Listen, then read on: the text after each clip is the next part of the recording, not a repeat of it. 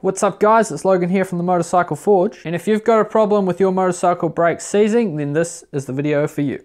Now all you're going to need is some simple tools. You're going to need sockets, Allen keys, a spanner, something pointy, and some stuff to bleed your brakes, and a little bit of sandpaper. So my bike, much like yours, the front wheel is pretty much seized. It does not want to spin, and that's because the caliper is not releasing their grip on the disc. That is the problem. Now next, to make my life super easy later, I'm going to loosen all of the bolts on the caliper while it's attached to the bike. Now I've got all our bolts loose, we're going to whip the caliper off using these two bolts here and take the pads out. Now that we've got our caliper off, we're going to use the brake itself to pump the pistons out. And make sure you've got enough fluid because you may need to top it up to have enough to push the pistons completely out.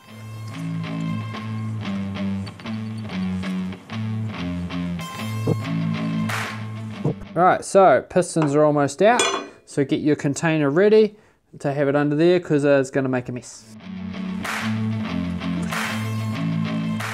Right, now we're going to crack that banjo bolt that we loosened off before, so it should be a bit easier to do. There we go.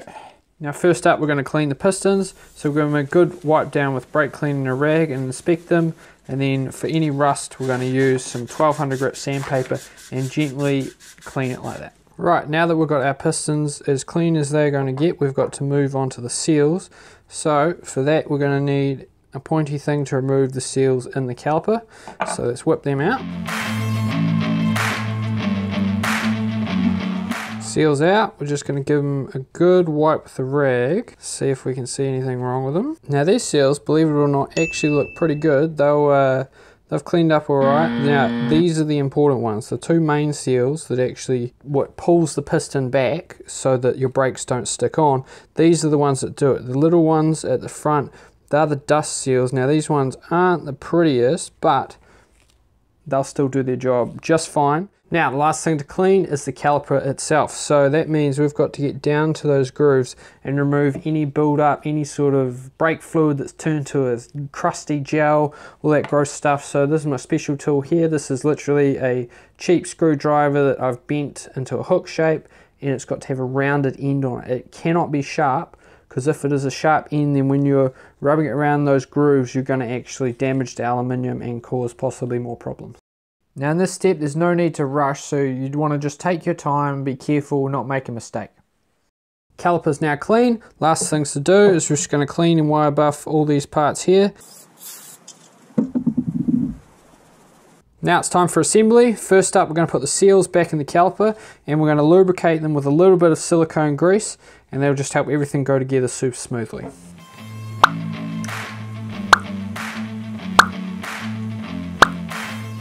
Right, the seals are in. Next up's the pistons, so we're going to do the same. Just going to put a little bit of silicone grease on these, smear it around. These should be able to push together super easy. Just make sure it's square.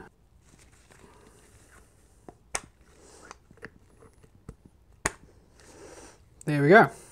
Pop straight in there.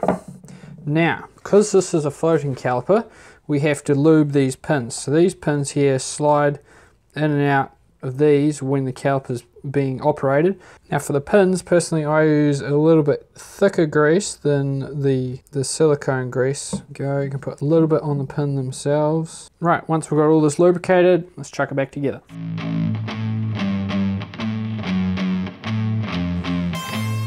Right, with our caliper now assembled, it's time to put it back on the motorcycle. Now I'm going to get it in position, do up the mounting bolts, then I'm going to tighten all the other bolts on the caliper because you can only get them so tight when the caliper's in your hand.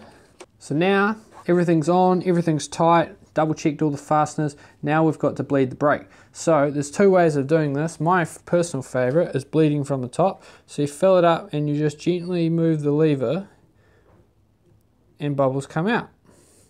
Now this doesn't always work. Depending on the angle of your master cylinder, you may need to realign it or move it or lift it up so that the air can get to the top, but that won't get all the air. There's going to be air at the top of the caliper, so you'll need to make yourself a wee bleeder bottle just out of whatever bottle you've got.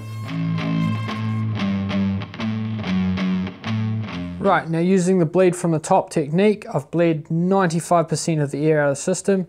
Now, I'm just going to do a couple pumps down here and get the last little bit of air out of the caliper. A few bubbles, but I must have got most of it through the top. Now you want to keep going till pretty much you're only getting fluid out of the bottom. That feels pretty good there. Right, that's all done. Now the moment of truth. Do we have a working front brake that is not dragging anymore? Yes, we do. It spins. Hopefully, now you have working brakes on your motorcycle. And if you do, I want you to smash that like and subscribe. That'll let me know that you're riding home safe. And otherwise, this has been Logan from the Motorcycle Forge. I hope you enjoyed, and I'll catch you next time.